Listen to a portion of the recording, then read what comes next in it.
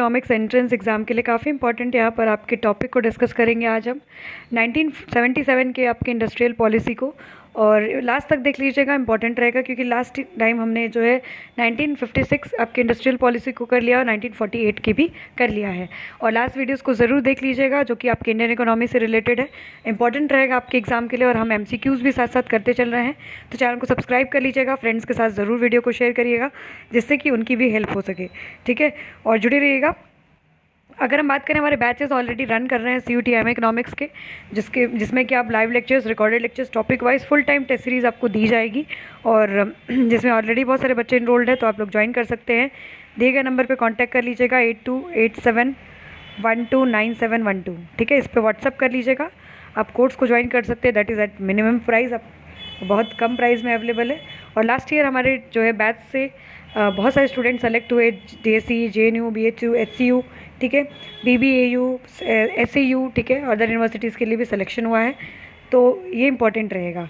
अगर सिर्फ हमारी टेस्ट सीरीज़ को आप एक्सेस करना चाहते हैं, तो जो कि टॉपेस्ट टेस्ट सीरीज़ है, तो आप कर सकते हैं। इसमें all India rank 1 last year आपके सेलेक्ट हुआ और ये बैच आपके लिए टेस्ट सीरीज़ वाला इंपॉर्टेंट रहेगा क्योंकि आपका पेपर CBT मोड में होने वाला है, तो आप जो टेस्ट देंगे तो आपकी इफ़िशियंसी बढ़ेगी।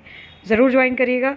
150 टेस्ट अवेलेबल होंगे एट वेरी मिनिमम प्राइस। इसी नंबर पर कॉन्टैक्ट कर लीजिएगा। तो चलिए स्टार्ट करेंगे आज हमारे टॉपिक को, डैट इज़ आपके इंडस्ट्रियल पॉलिसी स्टेटमेंट। अब ये जो इंडस्ट्रियल पॉलिसी स्टेटमेंट है वो आपके 1977 में आई, दिसंबर में, ठीक है। अगर हम बात करें यहाँ पर जो गवर्नमेंट है वो आपके इस समय किसकी गवर्नमेंट थी? जनता पार्टी। आपने सुना होगा कि इमरजेंसी के बाद जनता पार्टी की गवर्नमेंट बनती है और इसमें जो है इस इंडस्ट्रियल पॉलिसी में लाइसेंस राज को जो है रिफॉर्म किया जाता है। 97 का जो पॉलिसी था, रिफॉर्म किया जाता है लाइसेंस राज सिस्टम को, और गवर्नमेंट के लाइसेंस की यहाँ पर जो है इम्पोर्टेंस को बढ़ाया जाता है कि जो बिजनेसेस हैं उनको required government license to operate है ना, गवर्नमेंट लाइसेंस की आवश्यकता पड़ेगी ऑपरेट करने के लिए, ठीक है। और ब्यूरोक्रेटिक कंट्रोल को ज़्यादा आपके रोका गया, ठीक है।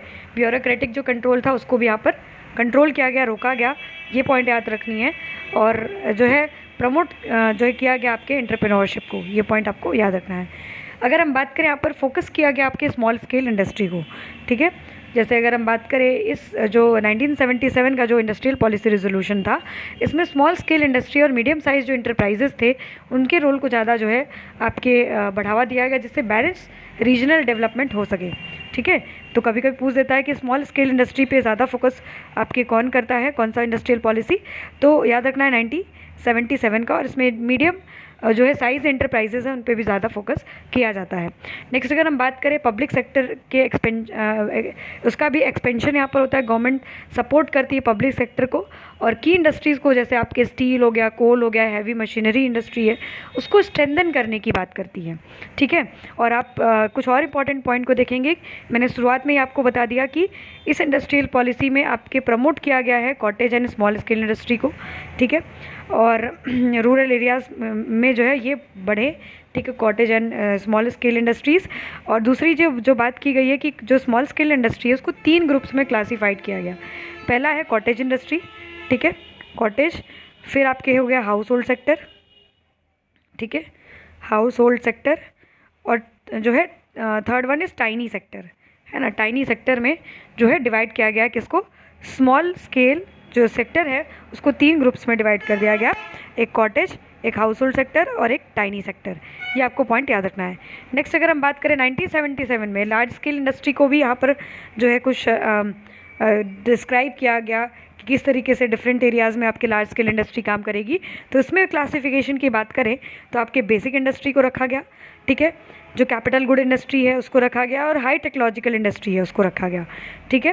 And other industries outside the list reserve item for small scale industry. अब जो इस लिस्ट में आती थी वो तो इस लिस्ट में रहेंगी, बट बच गई जो इंडस्ट्री वो आपके स्मॉल स्केल इंडस्ट्रीज में आ जाएंगी, ये पॉइंट याद रखिएगा। तो लार्ज स्केल इंडस्ट्री 3 पार्ट में डिवाइड होती है, बेसिक इंडस्ट्री, ठीक है, capital good industry and high technology industry, ठीक है, ये पॉइंट आपको याद रख के चलना है।